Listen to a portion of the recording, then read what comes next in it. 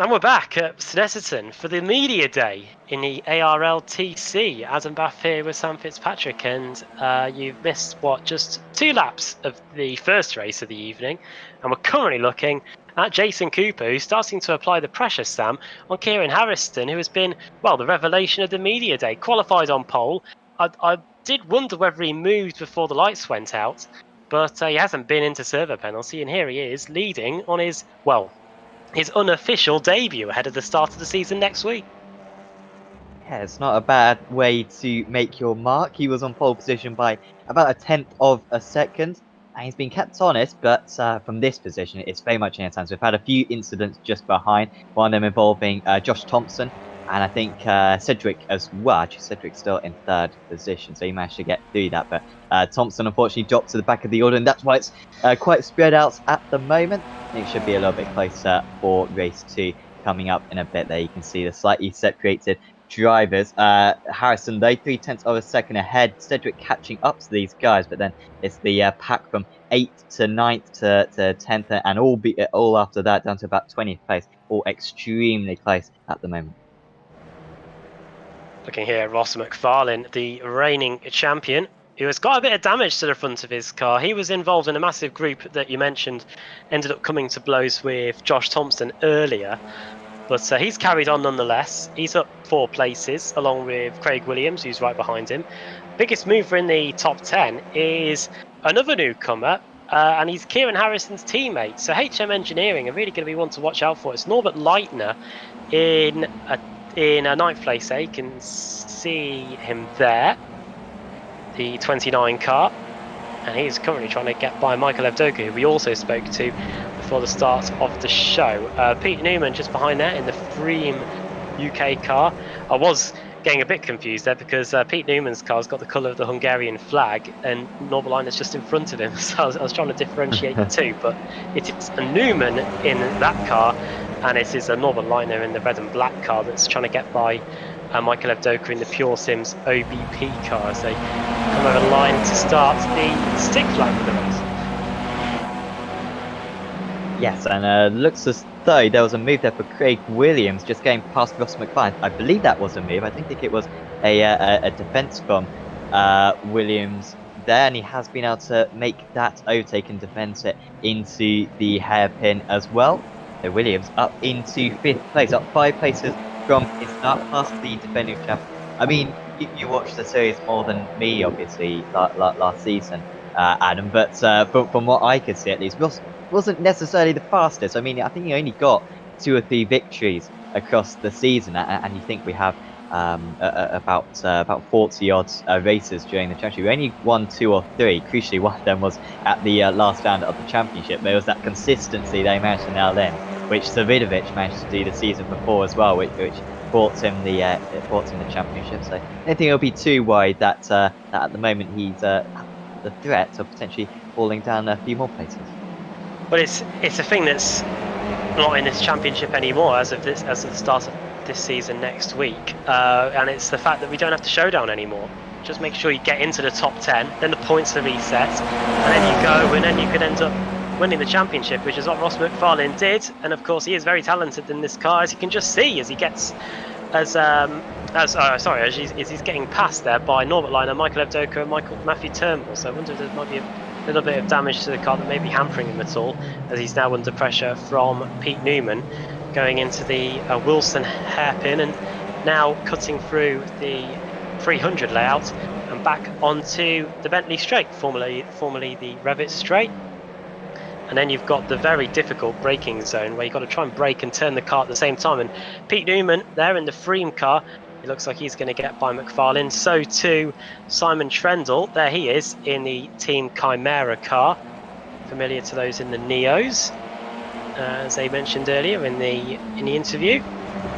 And there he is, up into the top 10, and 8 places gained. A lot of positions getting gained and lost here in the opening race, Sam, which is something that we don't often see until the reverse grid races. Usually it's kind of rigid in terms of where everybody qualifies race 1, but here, at least on the media day, everybody's swapping positions left, right and centre. Yeah, definitely. I think it will take the pressure off slightly, the fact that the drivers know the reverse grid for this season. If you do fall down maybe outside the top 20 as John Roberts. Oh, well, he's managed to almost collide with one of his teammates there. That was Simon Field, who's off into the fields right there. And they've kind of scuppered themselves a little bit there. That's just outside the reverse grid places. 32nd and 33rd, top 30 get reversed.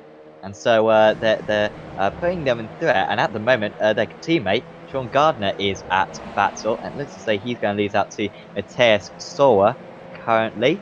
That's for 19th and 20th. That was easy enough there. Michael Abdoka, I think, just moving ahead of Craig Williams as well. Abdoka flying along.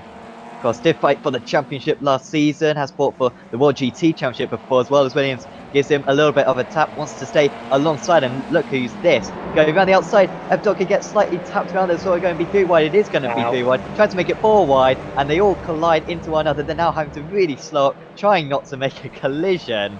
And, well, how that hasn't worked out worse, I do not know. Trendle is the unfortunate party there. He was just behind it all, and he drops, I think, about 7 places there, down to 15. Yeah, just ahead of Jamie Rushworth, who looks like he's joined Freem UK for this season. And I tell you what, yeah, that could have been a lot worse, because if you do end up on that grass, then you are pretty much destined not to return for quite some time. I think Trendle was quite lucky there, otherwise it could have been curtains for him. And there's someone that's been tipped sideways. The Team Mad car's also followed in the same way. That is Mark Woodhouse, who is backed into the wall, and it was one of the Pure Sims cars. I think it might have been, well, it might have been Michael Evdoka. We mentioned just before on the previous lap just how well he was doing, but alas, that is no longer the case. Well, at least he's not doing as well as he was earlier. He's now in 12th, and also watch out for another of the Pure Sims cars that might be in a little bit of strife there. Here is George Simmons. He is battling with Simon Trendle and Jamie Rushworth, hopping over the curb on the inside there. And Trendle's looking at the inside here. Let's not forget, we have a slightly different format for the evening. Oh, where's Simmons gone? There he is. It's not what Trendle wants to see, and not what Rushworth wants to see either. There's nothing worse than having a car blinking in and out in front of you. I had that in the Kia Classic, which Jamie organised. Jamie Rushworth, who we're on board with, which we had on this channel as well. Oh, and he's run wide as Trendle, and I think Jamie Rushworth's going to get by. Yeah, Trendle, I think we're still a decently clean car, but it's starting to fall down. Now he's going to have McFarlane very close to him. Trendle just staying down the inside at the moment, and actually getting ahead of McFarlane there, so 1.3 seconds faster on that last lap, and McFarlane drops a little bit further down to 16th place, now 7 places lower than where he started, but still within that reverse grid, and that's what I was talking about earlier on. If you know where the reverse grid is, you're a bit more willing to give up places.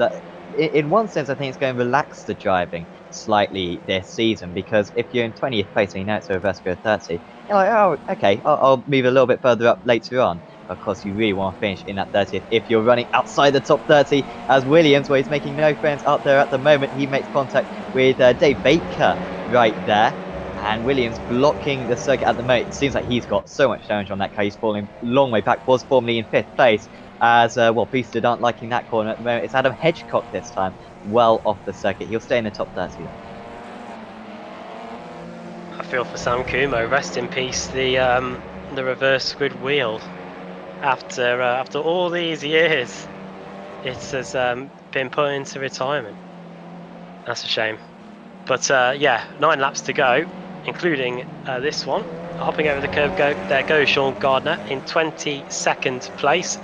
And the race order, as you can see from the timing tower, it is Harrison that leads, and it's Cooper, then Sedgwick, Simpson, Newman, Leitner, then Turnbull, Williams, Oscar Mangan up in P9.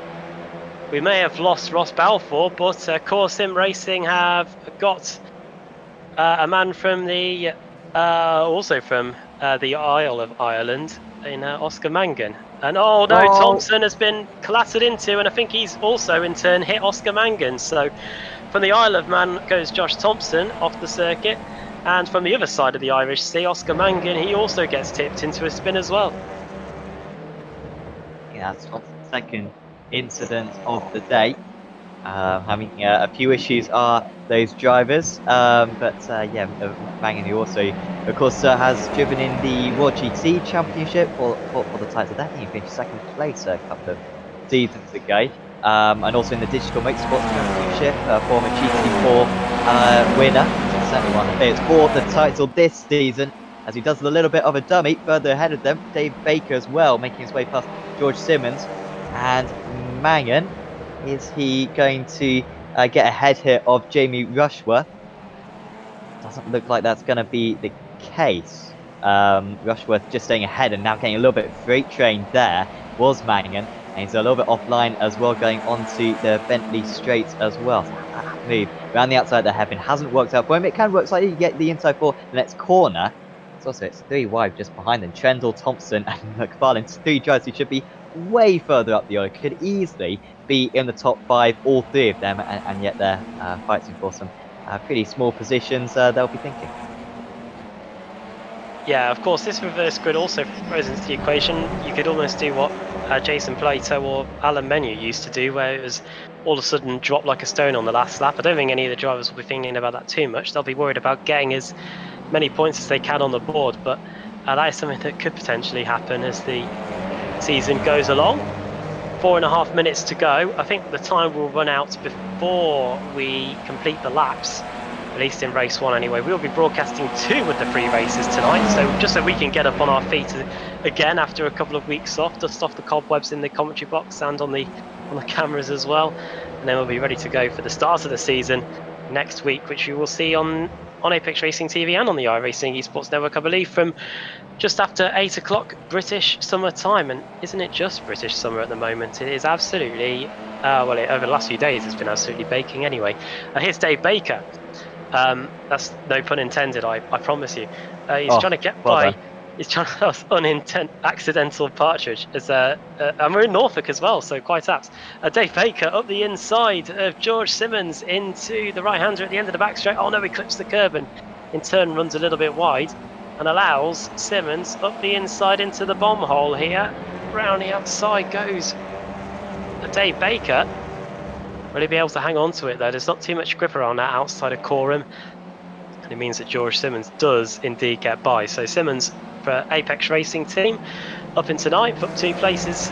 But Dave Baker is not intent to sitting behind him. Michael Evdoka, he's also getting drawn into the equation as well.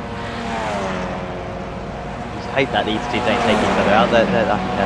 They're decently good friends, but just that damage on Simmons' car really costing him down the front straight. Now let's see if the outside line works this time. You know what, actually I think he's got such more momentum at the moment. We'll be able to see if the outside line works with Michael Evdoka now, who drives it in deep, too deep, and Simmons actually coming back at Baker as well. Needs to make sure that he doesn't quarter panel his opponent there, and managed not to do it, but I doubt he'll be able to really pull out of the slipstream and have a whole lot of speed. Simmons, you can see he pulls out and then straight away just falls back behind Baker. It's going to be very tricky for him to make that move to the end of the race. He's going to go for it though.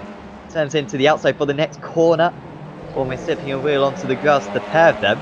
And this is incredible racing right now from George Simmons, driving a car which does seem to be struggling down the straights. He's coming back at his rival. We have the outside for the next corner. Surely won't be able to go all the way around the outside Coram to get the inside for Murray's.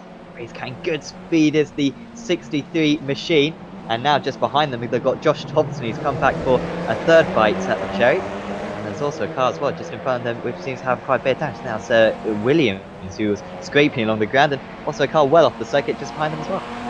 Yeah, I think that was Simon Trendle who went for a bit of grass cutting around the circuit. Managed to find his way back onto the track though. And George Simmons, who has a few times blinked in and out tonight, is doing the same again. And look at this, we've got some familiar teams, some not so familiar, some with new paint jobs, some with very old paint jobs, and some rookies, some level-headed guys that have been in this championship for many a year, all battling it out here on the media day. And hopefully this is just a taste of what we've got to look forward to once the season gets underway next week. Going down the Bentley straight, under the bridge. Watch out for Jamie Rushworth. Up the inside goes Evdoka. A little bit of contact between the 2 of them.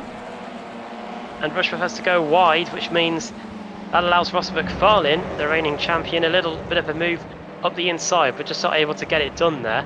It's one of the few corners on this circuit where if you are on the outside, you're just about able to hold on to it just because of the way the corner is designed in terms of the camber. Here's the final corner through Murray's and onto the centre straight. New personal best there for Leitner with a 1:16.078. George Simmons into the pits.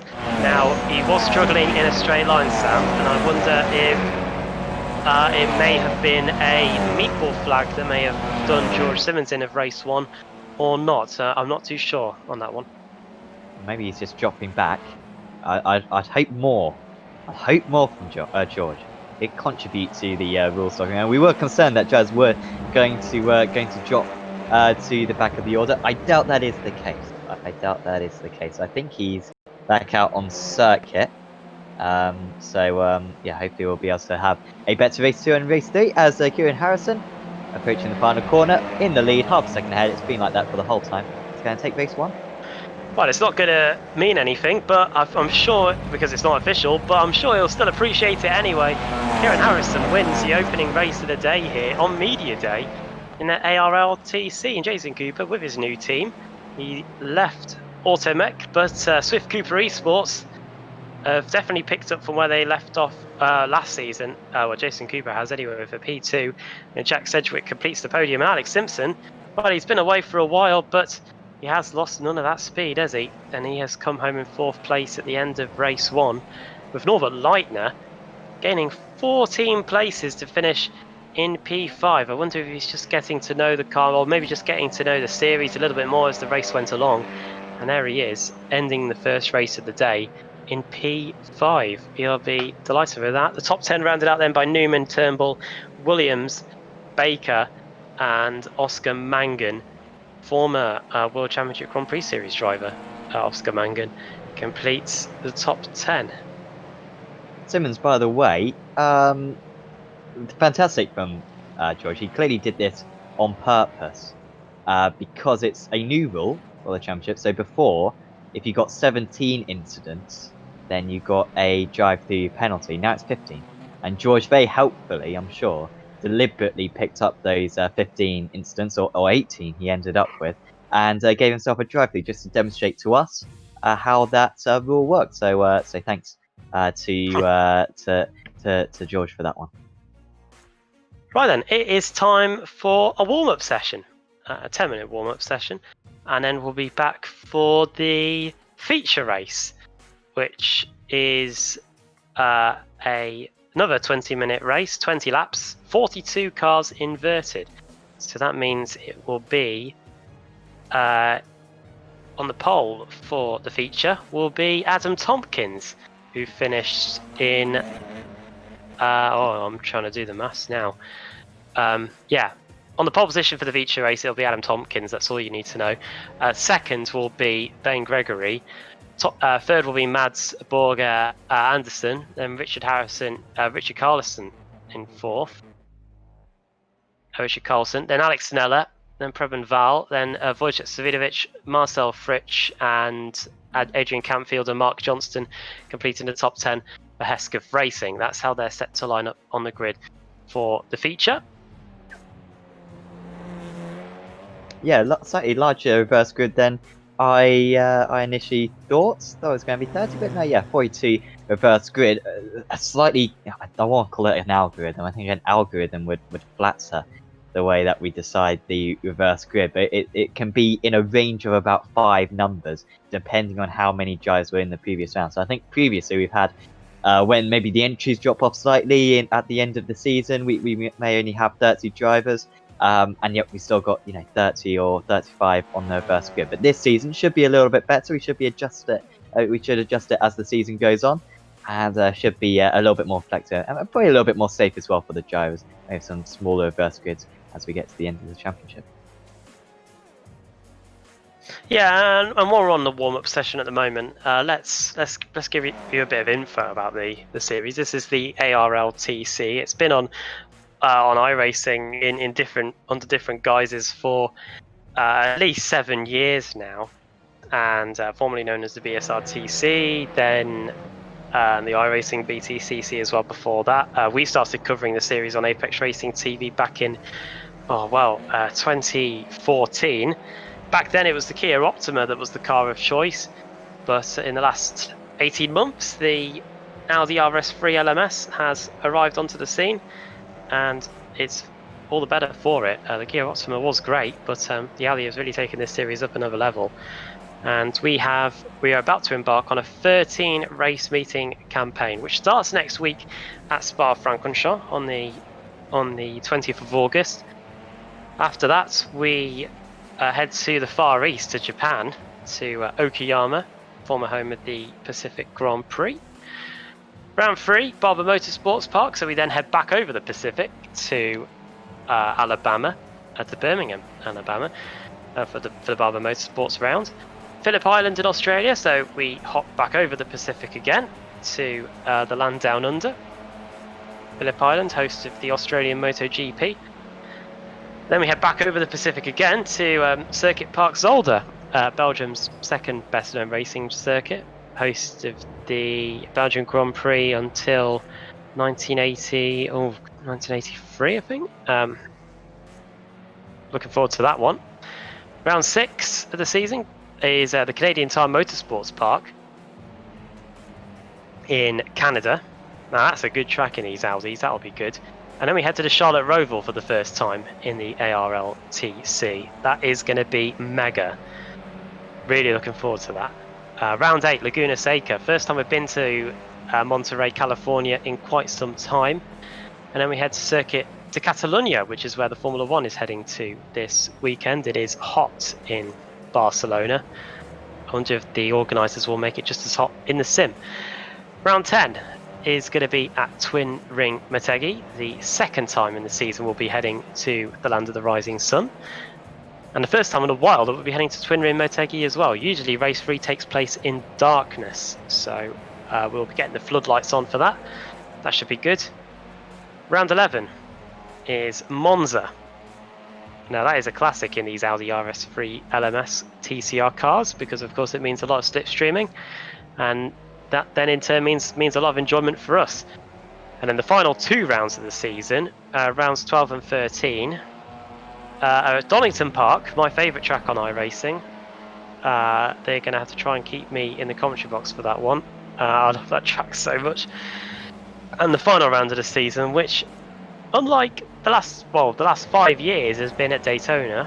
We stay in Florida, but instead of being at Daytona, we're going to end the season at Sebring. And also, of course, it's going to be without the showdown as well. So the championship, for all we know, could be decided by then, but in all likelihood, I think it probably will still go down to that final round at Daytona, at Sebring, where we are going to crown another champion in the ARLTC. So that is a taster of what is to come over the next 13 weeks. What's that? So over the next over the next 3 and a bit months. Yeah. The last couple of rounds cannot be dropped. So the first 11 rounds, if you have a bad meeting or a couple of bad meetings, you can drop 2 of them.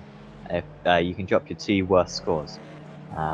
So you can retire from all 3 races. It's not the end of the world, as long as you don't do that too many times. Then that will just be scrapped. It won't be included in your points total. However, the last 2 rounds, Donington and Sebring, have to count. You can't drop them. And so we'll have a very good idea of what the championship scenario is with a couple of rounds of the season to go. And that should mean that it goes to the last round. Last season, Jack Cedric, in terms of overall points, won quite comfortably. He only finished, I believe it was 3rd place due to the showdown. I think on that occasion, maybe he would have had a points advantage big enough to seal the championship. But I think most seasons we see the championship will go down to the last round of the season, probably even the last race of the season. For that matter, 100 points available for the race winner. And I just remember Swidovic. She's passed a couple of seasons, to be fair, Adam, but particularly 2 seasons ago, where he didn't even finish in the top 10 in the normal season. I think he finished 13th, but got like 3 wins. Got the wildcard place into the showdown. and then managed to win the title after that. I mean, you can't afford to take it easy for these first 3 quarters of the season. Now, if you have a bad round 1, you might be able to drop it, but you got to be on the ball straight away. You can't afford to have too many bad results in the first half of the season. That's going to be really strange for some of these veterans.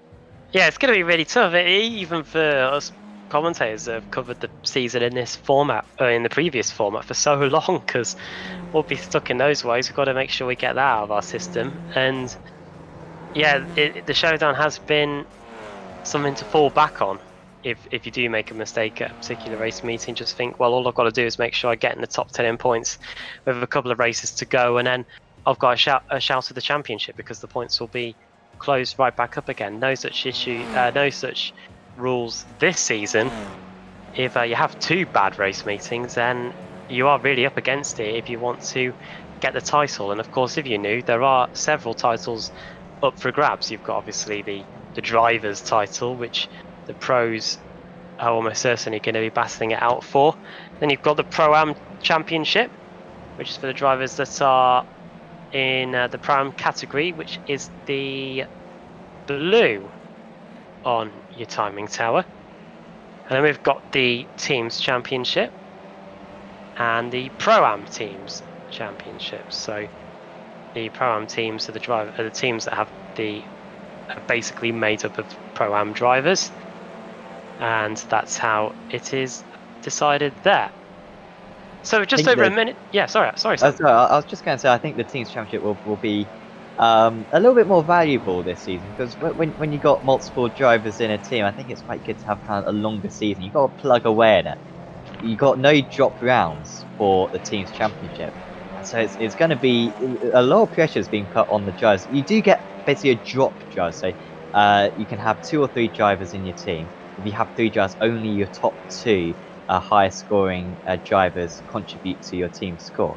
But there's still a lot of pressure. Again, before the pressure was off, and it was very easy to get into the showdown and have your points reset, and then it was just a 3 or 4 race shootout.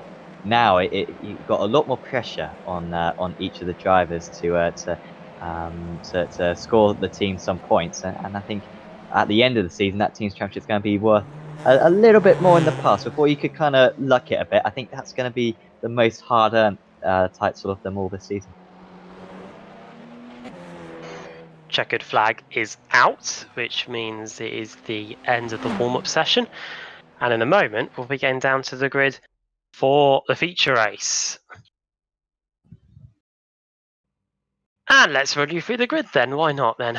We've got 45 cars. Let's run you through how they're going to start. On the pole position, it's Adam Tompkins, then it's Ben Gregory, then it's Mads Borger Andersen in third, Richard Carlson in fourth for Hell Racers, Alex Neller in P5, sixth for Preben Val, the Valle, the Norwegian, Wojciech Savidovic in seventh, Marcel Fritsch in eighth for WS Racing Esport, ninth for Adrian Campfield, and then completing the top 10 is Mark Johnston. 11th for Joachim Gulbrandsen, and then Austin Foster completing the top 12. 13th on the grid is Simon Field, then Pierre-Yves Dissouete in the Belgian. I hope I got that right. 15th is John Roberts, then it's Rob Sutherland, Luke Kidsley, then Toby Ward, Scott Malcolm, and Baron Glover completing the top 20. And there is our pole sitter, Adam Tompkins. I don't think we're going to be able to get through the rest of them before the lights come on. No, we are not. It is a 40-plus car grid. Here come the lights then. When they go out, the feature race will be underway. Another 20-minute race. The lights are out and away we go here at Snetterton. Oh, very struggling away from the start there was Adam Tompkins. He's going to get swamped by both sides as there's tyres flying at the back. Our contacts there between Mads Borger Andersen. The 17 car is going to drift wide, very wide, almost into the field here at Snetterton. And out of all of that, who's going to take the lead into the Wilson hairpin? I think it's going to be Alex Neller, as there's a bit of a bottleneck yet again here at the hairpin.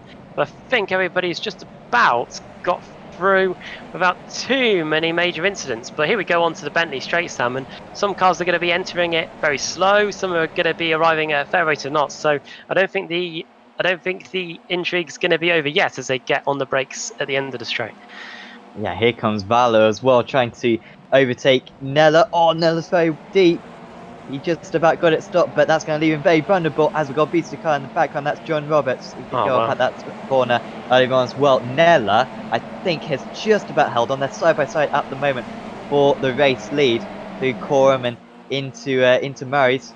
And just got part of his car alongside. Can he dive back down the inside? Is there going to be contact between the two of them? There isn't. And Prudent Vala, I believe in his first ARLTC race, is leading the way for TC Motorsports. They are one of the favourites for the amateur category.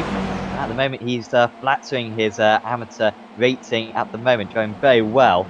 But Nella Gregory Swidovic up into 4th place, up 3 places is Swidovic so far from 7th. He's just trying to fight off Rikard Carlson at the moment. As I say, he'll be able to hold on to that one. Vala at the moment not pulling away from the rest of the order. Moves every way you look here. Oh, watch out there. That's Ross McFarlane and Austin Foster. Oh, bosh, they have a little bit of a knock again, and someone's been around. That's another boosted, 2 boosted cars off there. That was, I think it was Sean Gardner and being Lee Berridge. 2 cars off there, but they've both been able to carry on. Rob Sutherland also in a bit of bother, and I think Alex Nella might have just taken the lead back, you know, going into the left-hander at the end of the straight. There we are. Boosted Motorsport car back in front. Then it's Proven Valor, the Norwegian. Problem for his compatriot, Mads Borger Anderson, who's dropping down the order as you can see on the timing screen. Alex Nella runs wide though on the XR Murrays, and that will put pay to his lead. Proven Valor retakes it. TC Motorsport back into the lead. Ben Gregory up into 2nd.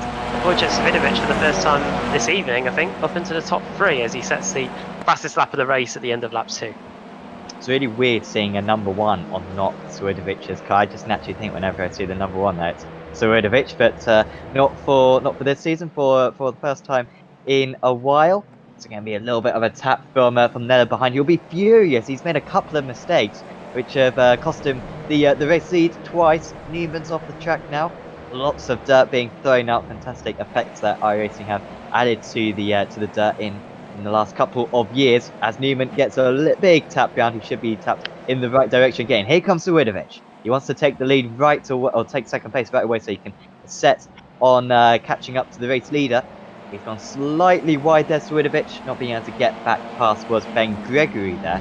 He's up into the, was up into 2nd place, but now just drops to the bottom step of the podium. This pack goes all the way back to George Simmons back in 9th position, by the way. So a mistake will send you right to the back edge of the top 10. Well, this is brilliant because at the moment, even though it's an unofficial race meeting, we are on course to have 2 first-time winners. Harrison in race 1, and here we are with Proven Valor leading the way at the end of lap 3. Of course, once we get to Spa next week, this race meeting will, of course, pale into insignificance. But right now, it's brilliant to see. Josh Thompson puts in a fastest lap of the race, 1:16.4, as Ben Gregory tries to eye up the podium. Wojciech Svidovic taking an interesting line there through the Wilson hairpin, and probably not the best line because here comes Alex Nella, the boosted Motorsports car, latching right onto the back of the Apex Racing team car. And is he going to try and take 2nd place back when we get onto the brakes at the end of the straight? Wojciech Svidovic puts the car in the right position. That means he's able to keep his 2nd place. Oh no, that is boosted Calamity Corner, isn't it? And that is Simon Field that joins the growing list of boosted cars that have been in that grass and runoff area. Oh, and he's been joined by Marcel Fritsch, the Austrian, racing for WS Racing Esports. He's gone off, also off Mark Woodhouse in the Team Mad car. So problems for all 3 of those. They all look like they were either assisted off or just couldn't stop for the right-hander at the end of the backstraight.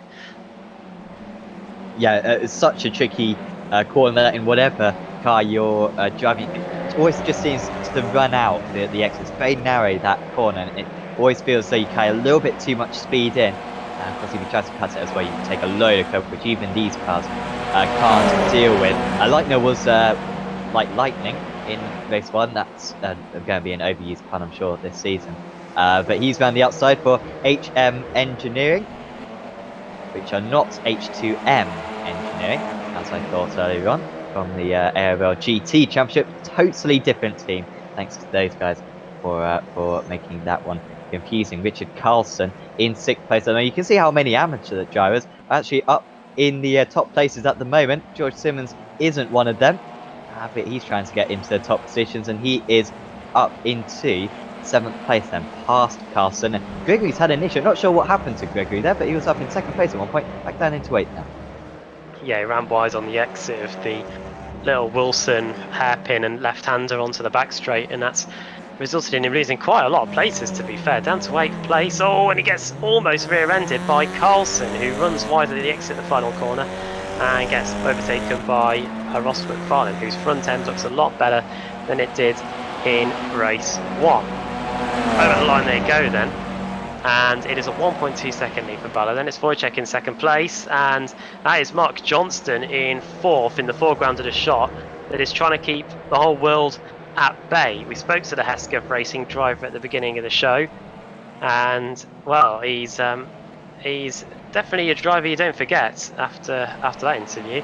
And with delivery, I don't think it's something that the drivers that are following him will be quick to forget either, as Adrian Campfield gets a face full of the rear end of that Audi RS3. George Simmons.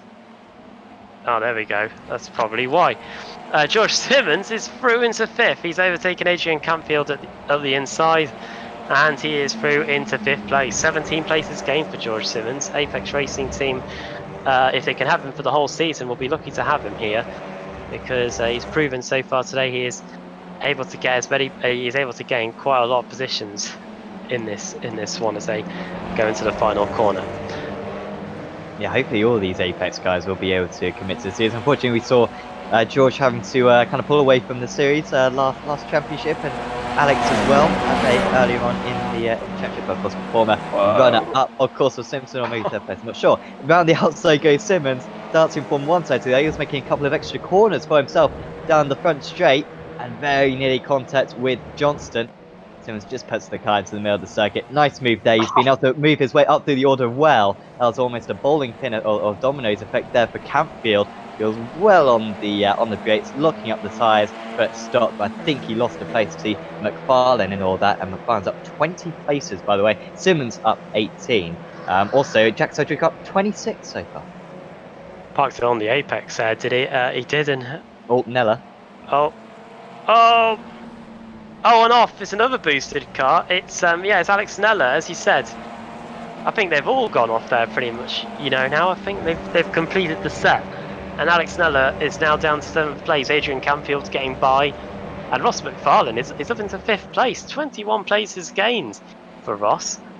I don't mean the win is achievable. He's 6 seconds away from Prabhan Vala, our leader, but you can see there from the graphic on the timing tower, he's gained 21 places. The biggest move in the field is Jack Cedric, who's been a title contender for the last 2 seasons at least. He's gained 27 places, and he's got a new livery for this season. He's gone for the all black with the very thin stripes of blue there, which does look pretty good if you got the right time period of sun on it as they go into the Wilson hairpin yet again. Incidentally, that tree that you can see in some of the shots we've got, it's on this kind of iRacing. I don't think it's actually there anymore. I think it got blown over in a storm, a bit like the oak tree at Virginia, as Wojciech Savidovic has taken the lead at the end of the back straight. But he was in the lead, he's not anymore, because Prabhan Vala has just gone back up the inside going into the bomb hole. That was, well, just to word on the skate sheet, we've got a scenic camera as well, which I'm sure you probably would have seen earlier on in the stream, where we've got the camera looking at the skate sheet. So very much immortalised, a bit like Oran Park and the Oak Tree, as you say, at VIR on iRacing. But yeah, I do believe it was blown down about a year ago. Incredible the pace that Savidovic has had. Vala looks so quick early on, easily pulling away from the other amateur drivers. But Savidovic has been closing in by about half a second a lap. Got to get past quick, because as you can see, Simmons is closing in very quickly. McFarlane will be on his way as well. And no way through there for Savidovic. He's got 4 seconds, so he's basically got 4 laps to get this one done. Otherwise, Simmons will get involved and potentially could get quite tricky for him. However, they are teammates, of course, so you'd hope at least that they don't crash into one another. Vala having to both cut to the inside of the circuit, not an easy way to defend, so wide, and also the outside turns into the inside. It's unsure where you want to be. Round the outside goes to Swidovic. They both make contact, and that's going to hand the lead to George Simmons, surely. Vala's got to be careful when he rejoins, and Simmons was having to take evasive action. Swidovic has taken an age and a half to get back on circuit, and I think it was an unsafe rejoin for Vala, and that has caused quite a mess down at that corner. Oh, poor Matthew Turnbull's been involved in that as well, and no idea how he was involved in all of that, but he somehow has been tipped around. And I think Brevin Vala is retired back to the pits. Well, obviously it's not the end of the world for him because it's just a media day race after all, but I think he will be pretty pleased, pretty satisfied with how he did in those 10 laps, or 9.5 laps before he got involved in that incident with Wojciech, and he'll be hoping to carry that forward into the season itself when it gets underway at Spa next week. Shame to miss him. Now it is a Apex Racing Team 1-2 with Alex Sneller in third, and battling away here is Richard Coulson in, I've got to say, a very good livery there in the Hell Racers. They've got a hair-raising livery, that's for sure. And then it's Ben Gregory in fifth for Free Spires Motorsport, with Jamie Wilson, who we spoke to earlier on in the stream for Team Chimera, up 15 places in P6 here. So some of the newbies are doing a fantastic job. Yeah, and Gregory just slots in second in this train. We've got a couple of drivers off, Tompkins and Johnston. Johnston was fighting at the front for so long. I think he was up in fourth place at one point, and it looks as though he's got too much damage. And that's going to be the end of the day for the car number 629. No, maybe he's going to carry on, but that looks very much out of control when he was on the grass. Good to see new drivers join the championship always, along with the very experienced drivers. Well, we often see the experienced drivers stay along for the entire season. A few of the newbies tend to join and then maybe leave later on in the championship. But hopefully we see these guys throughout. It should be a very competitive amateur championship in particular, because some of the drivers I think are really impressive this season. Leitner and McFarlane. So McFarlane got involved in all of that as well. He was up into fourth position, fell back, and now he's having to do a lot of his work again. Both of them really deep on the brakes. Williams will try to take advantage of this one as he looks to the inside, contact between the two of them, and somehow there's no change in the order between the three of them. However, Harrison might be able to go around the outside. Harrison a little bit under the radar. He's up 28 places now. It's so difficult not to run into the car in front of you going into that corner. It really is, and you could see with these drivers here, the likes of Harrison and Williams and McFarlane, for good measure, just how close it was to almost happening again there. We've just got over 5 minutes to go then in the second race of the evening. There will be 3 races once the season itself gets underway. A slightly tweaked timing schedule for this evening, so we could get a few drivers in for a quick word. Adrian Campfield then here in 8th place. He started 9th, he's gained 1 place, and he's currently trying to keep Michael Avdoka at bay. Michael, who went backwards as race 1 went along, but here in race 2 he has been he's been going forward, and he's now trying to get by the fiercely forward car the inside.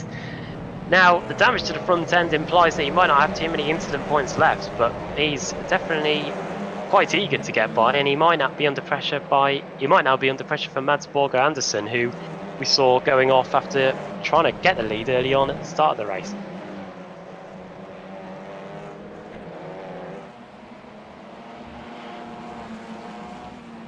Gregory holding firm in 5th place. He's been up and down quite a bit. Here comes Wilson though. Team Chimera, apologies, what's that? Apologies, Cedric. Apologies for that. I was thinking, oh dear, if Chimera are running a very similar livery to Cedric, then that's going to be very confusing, but no. There's a few different ones. So far, I haven't seen any repetitive liveries out there. I mean, I stand to be corrected, but I think the teams have done pretty well at doing a variation this season. Last season, I think we had quite a lot of white and blue.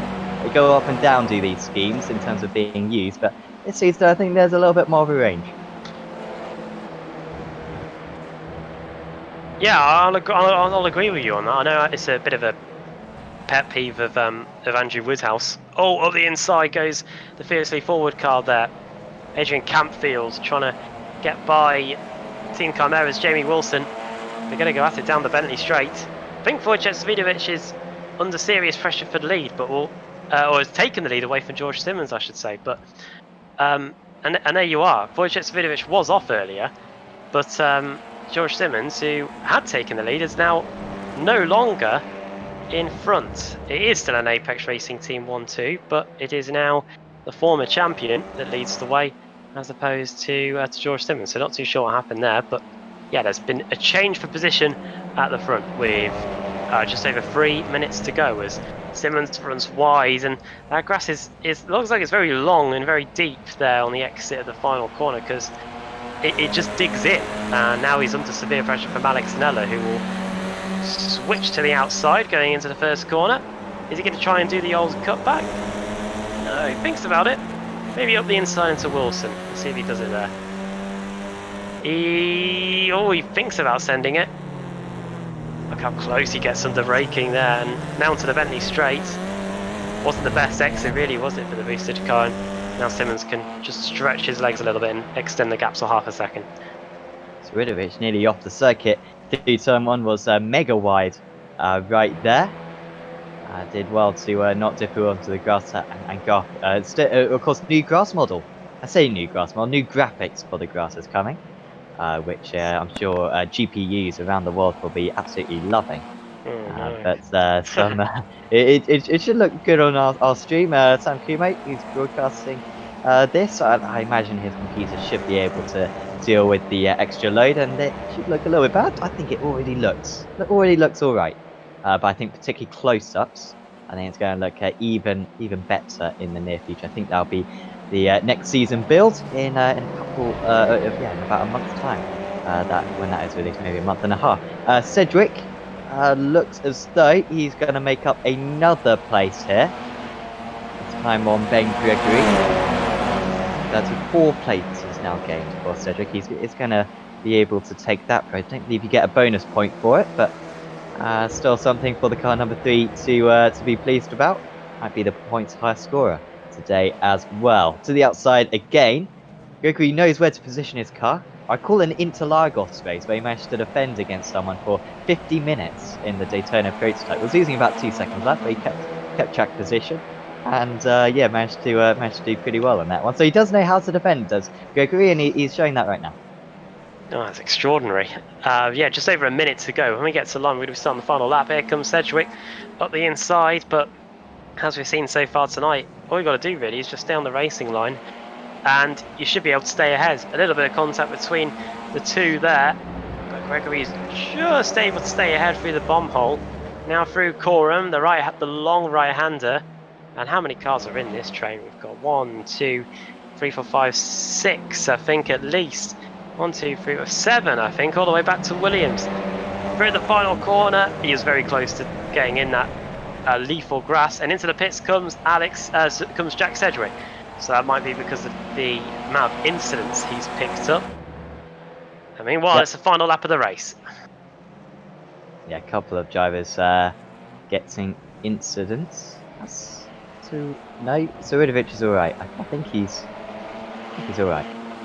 Sorry, there's a few drivers with 15 or 17 or whatever, so I don't be surprised if you see a few drivers opt into the pits, and we might even see some post-race penalties as well. You wouldn't think it'd be an issue around this circuit to pick up the incidents, but that'll certainly be a feature for the rest of the championship. Svidovic holding on. You do wonder what Nella could have done, don't you? I mean, he had 2 offs, didn't he, which yielded the race win, or the race lead at least, and maybe the race win. As going very tight just behind, but not going to be much opportunities for overtakes from here. Looks like it's going to be a nice start to the season for Apex Racing Team. They're going to get a 1-2 finish. Well, we've seen it all tonight. Race 1, we had a new team and a new driver win the first race, but here we are in race 2, and it's going to be the familiar faces that rise back to the top again Wojciech Davidovich wins the second race here at Snetterton, with George Simmons in second and Alex Snello on his return to the championship, completing the podium places. Richard Carlson finishes in fourth, the highest of the Pro-Ams as well. Adrian Campfield fifth, and the top 10 rounded out by Gregory Wilson, Jamie Wilson for Team Chimera, who we spoke to earlier. Mads Borger Anderson, Michael Evdoka in ninth, 22 places gained, and completing the top 10 is Craig Williams. Yeah, I think everyone will. It was pretty feisty out there today. I thought the drivers would relax a little bit. I think it was better driving than they. Oh my goodness, the driving on this. Oh no, they're ruining it. They're absolutely ruining it, guys. I think the driving was better than what we saw at race 1 at Mid-Ohio. I recall the 60 odd incidents I had to go through for stewarding on that occasion. I think the driving was a little bit better today. Oh, come on, guys, stop proving my point wrong. They're losing bumpers and all sorts right now. But no, certainly a good bedding in for the drivers. And I don't think it gives away too much in terms of who's got the edge on pace. I think really there's still 10 or 11 drivers who can win the Pro Championship, or 10 or 11 drivers who can win the Amateur Championship as well. So certainly a good day for some of the newbies. I think they're going to be very pleased with how they managed to perform today. That's a big one. I don't think you're meant to do that after the race. I think there's a rule against it, but it is only the media day. Smoke everywhere. I think some of the drivers have been testing out the handbrake, I think. It looked like some cars were on T-trays as they were going down the back straight there. There's Michael Evdoka, Pure Sims OBP. Easy for me to say. And he's getting a helpful hand back to the pits by the 13 boosted car, which is Adam Hedgecock, who we spoke to earlier on. Here are the finishing results then from the unofficial media day here at Snetterton in Norfolk. It's Wojciech Davidovich that wins. 0.2 of a second ahead of George Simmons. Alex Snella in third. Oh god, that Audi doesn't sound healthy, does it? Richard Carlson in fourth. Completing the top 5, Ben Gregory. Then it's Jamie Wilson for Team Chimera. I've got to say, just also Richard Carlson, Hell Racers, up in 4th place. That's a job well done for them. Mads Borger in 7th. 8th for Michael Evdoka. 9th for Craig Williams and Matthew Turnbull completing the top 10. Kieran Harrison, the race 1 winner, in 11th. P1 in race 1, P11 in race 2. Pete Newman in 12th. 13th for Jason Cooper. Then Austin Foster, Scott Malcolm, Jack Cedric, the independent this year, in 16th. Oscar Mangan in 17th place, car 999. Sean Gardner 18th, John Roberts 19th, and Ross McFarlane completing the top 20. He drifted back, Ross McFarlane there. I'm not too sure what resulted in that. I don't think he came into the pits at all. Lee Beveridge 21st, 22nd place for Mark Woodhouse. Then it's Simon Field, Adrian Campfield, then Rob Sutherland, Toby Ward in 26th. Then there's Dave Baker in 27th place. Matthias Sower in 28th for WS Racing Esports. 29th for Joachim Gorbranson, the Norwegian. Adam Hedgecock in 30th. Baron Glover for 1 lap down in 31st place. And then Norbert Leitner, the Hungarian, showed signs of promise today. Marcel Fritsch, we saw him off earlier, in 33rd place. Then Adam Tompkins, the pole sitter. Mark Johnston, 7 laps down in the end. Preben Val, early signs of promise for him. He was leading the first half of the race before the incident down at the right-hander. Josh Thompson, I think, was involved in that. He finished 8 laps down. Philip Johansson for Hell Racers, we spoke to him briefly. 12 laps down. Jamie Rusher, problems for him. Pierre-Yves de Suete in 40th place. Then Luke Kidsley, Simon Trendle. There's Alex Simpson. Not too sure what happened to him. And then there's Darius Neidhart in the DOT.exe esports. God, bit of a throwback to LimeWire, that.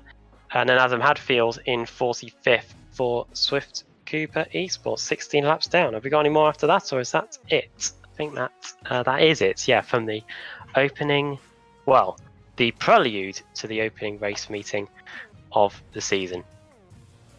Right, we are just about out of time, but before we let you go, before we go, Sam, final thoughts on the media day. I know you're filling in for Andrew Woodhouse today, but I know you'll have a bit of a part to play in terms of how the season goes on behind the scenes. And well, I think we're in for an absolute classic here, because some of the new teams and new drivers are really taking it to some of the experienced heads already. Yeah, it's going to be a tough one. We always see experience though in these types of championships be absolutely crucial, don't we? I think this and World GT that we used to broadcast, and also I remember the Euro V8 Supercar series as well. When you have kind of these big many drivers in a race, and it comes down to kind of the attrition, often the experienced drivers can just use that knowledge to their advantage. So if one of the new drivers can get in amongst them and fight for either championship, the team's championship or either the drivers' championship, it would be extremely impressive. Looking forward to having Woody back in the commentary box next week. I'll get out my dartboards for when I do the stewarding. Best of luck to the drivers is all I can say, because there's some hefty penalties that the darts will decide who gets. So best of luck to the drivers. Maybe that's where the reverse grid wheel's gone. You've now modified it to. to. That's a great idea. Yeah. What penalty shall I give him? I don't know. Maybe that's just an idea. Yeah, we will be back on the iRacing Esports Network next week. A week on Thursday, just after 8 o'clock BST, for 3 races to get the ARLTC Championship underway. We can't wait for it. Hopefully you can join me and Andrew Woodhouse, who incidentally has got a very powerful PC lined up for next week, so he'll be able to view it in all its glory. Hopefully you can join us for it as well. But for me, from Sam, and from Sam Kumo, who has done a brilliant job on the cameras and the graphics all night, from here at Snetterton, bye for now.